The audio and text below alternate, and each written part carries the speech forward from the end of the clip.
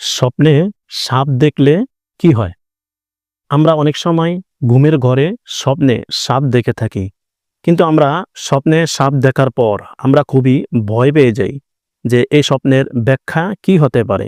আমরা এর একটা সঠিক ব্যাখ্যা খোঁজ করি। তো আজকের এই ভিডিওতে আমরা স্বপ্নে সাপ দেখার গুরুত্বপূর্ণ কিছু বিষয় নিয়ে আলোচনা করব। চলুন তাহলে শুরু করা যাক।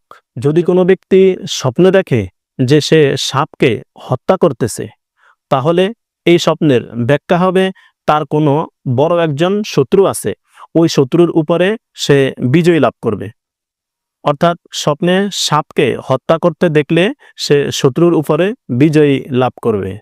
যদি কোনো ব্যক্তি স্বপ্নে দেখে যে তার বাড়ির ভিতরে অর্থাৎ তার ঘরের ভিতরে সাপ ঢুকে পড়েছে, তাহলে এই স্বপ্নের ব্যাখ্যা হবে তার ঘরের ভিতরে অর্থাৎ তার ফ্যামিলি পরিবারের ভিতরে তার সাথে কারো সাথে কোনো ঝগড়াও হতে পারে, মন মালিন্য হতে পারে।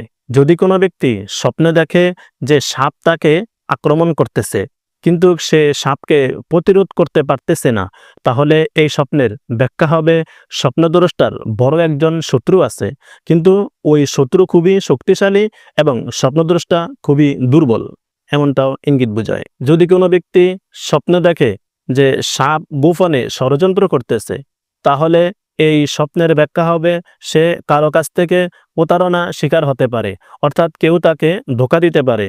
যদি কোনো ব্যক্তি স্বপ্ন দেখে যে সাপ তাকে কামড় দিতেছে, অর্থাৎ সাপ তাকে কামড় দিছে, তাহলে এই স্বপ্নের ব্যাখ্যা হবে সে ব্যক্তি কোনো দুর্ঘটনা বা অসুস্থতার শিকারও হতে পারে।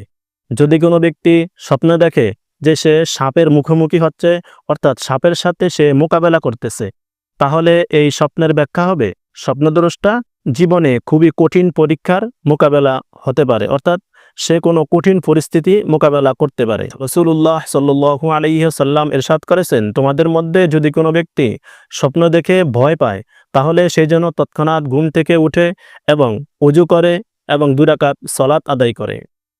তো আমরা যদি কোনো স্বপ্ন দেখে ভয় পাই, আমরা অবশ্যই ঘুম থেকে উঠে আমরা ওযু করব এবং নামাজে দাঁড়িয়ে যাব।